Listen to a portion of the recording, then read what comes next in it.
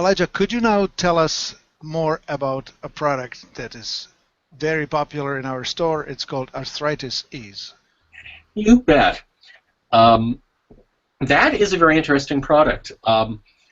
When I first decided to make that, we had just successfully done a first formula that we hadn't done in a while, which was the Hydrangea, which was something really new, which actually worked on the restoring an imbalance in a chemical chain in the body. One of the earlier videos that we did talk about that. Again, people can read about that on the site.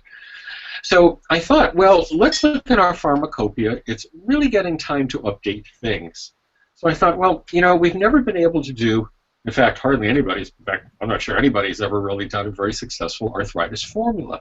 It was always based around, can we add or boost the cortisone levels, not the cortisol, but the cortisone levels in the body, or boost the adrenals, or clean the liver, or something like that. This was way before adaptogens were getting really popular in the United States.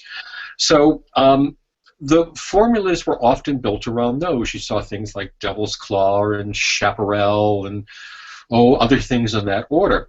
So I wanted to do something very different. So I thought about a lot of old-type remedies. As I was mentioning in the earlier one, I'm kind of one of the old-timers now, which is really funny to think about it. And I've been producing and manufacturing herbs myself for over 35 years. So I design and make these for the practice.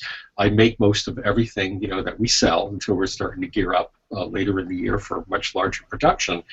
And then I've been in private practice for decades with a very good medical background priorly. So as a result, I had studied folk medicine and all kinds of things and old cures and stuff like that for many, many years. When I first started, I was always fascinated. There was an old remedy back from way old, where if a person had such bad calculi arthritis, is that they would slather them in honey and then bury them up to the neck, deep next to an anthill. Well, the ants come over, want the honey, and then bite them a whole lot. Well, ants have a particular type of in their mandibles and in their mouths, and the acid is a very important thing. It's formic acid that they have. And if you think about it, you wonder, well, ants are such scavengers and they clean up the planet. They'll eat the most rotten, horrible, disgusting, dead thing, and it's like yum, yum. Well, why don't they die of infections? Well, it's because the formic acid is so strong it actually neutralizes a lot of those poisons.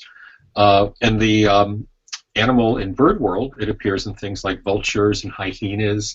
Anything that's a carrion eater has some of the cleanest mouths. You'd be better off seriously being bit by a hyena or a vulture than you would by another human being or your dog or your cat.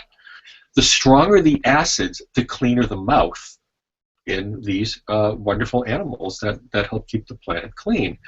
So I thought about it and I said, okay, well, this actually is interesting that we did that after the allergy formula, because what that did was it neutralized the acid toxins in the body one more time, the heavy formic acid, and as a result, it would break down in the actual chemical chain what created the calculi arthritis. Now, we're not talking about rheumatoid arthritis, which actually is an autoimmune problem, okay, which is very different. It's unfortunate these things get called that.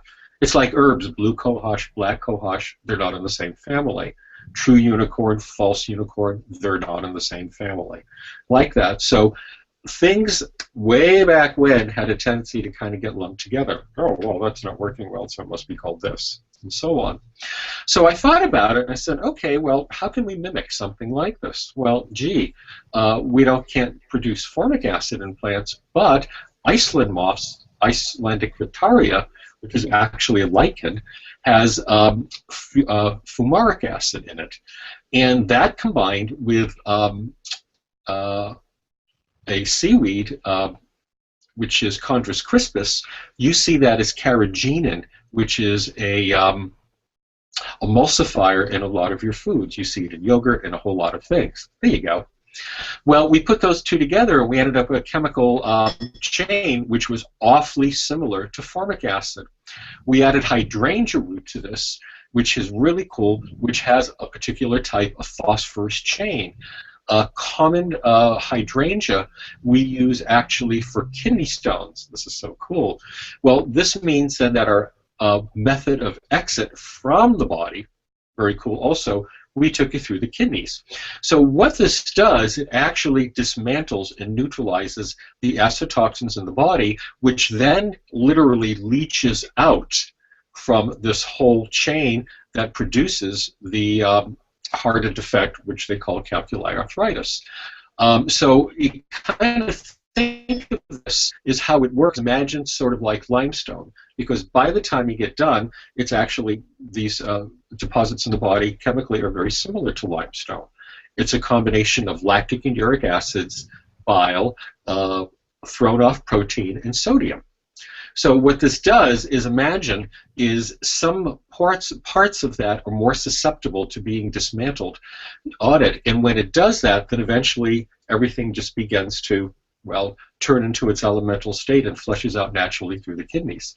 So it's a lovely formula. It's a very fast worker, but again, I want to make very clear it does not work on rheumatoid arthritis with that. But on calculi arthritis, it's a pretty fast worker on it. I've used it myself on an old foot injury where I had some arthritic buildup.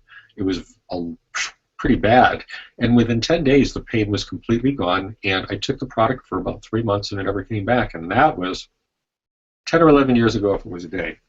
So that's a pretty happy formula that's been used for a long time in our clinic. But the fun of it... How do you take it? Do you, like when you sit on your foot, you just put it on your foot, or what do you do? Oh, no, you take it directly. You just squirt it right in your mouth. Our tinctures are designed to absorb right in the mucous membranes. We don't want them to go to the stomach, and you don't use them topically. They go right into the mucous membranes. Most tinctures will, if they're really well designed. So they don't go to the stomach. If they go right into the mucous membranes, they go right into the bloodstream and begin to work immediately. Elijah, how do you, you call it calculi arthritis. Is it similar to osteoarthritis? Osteoarthritis is where you begin to lose more bone density, and with that, but yeah, it's pretty much, well, actually that can happen at times with that or not happen. But yeah, it's pretty much like that. I use these terms to patients a lot because they can identify with this, Yes. in things. So that's where people will hear different names for different illnesses. As you say, in the old times, people called it arthritis because it had to do with joints, and whether it's autoimmune caused or food indigestion or allergy or who knows what else reason, demineralization, it just gets called by the body part where it affects it. Oh, these are pretty good ones. Is that top one over there, that was for a dog? Perhaps, yeah. Looking for our 12-year-old dog. Look at that. Wow. I didn't even know that one. Very cool. Well, Look at that. You can help a dog. You can help a dog. That's good to know. My right. husband suffered from painful joints in his fingers and stuff. Yeah, it's a very, very fast worker on it. Well, it should be. Why wait? Great. Okay, Elijah, thanks for describing the Arthritis-Ease in great glowing detail.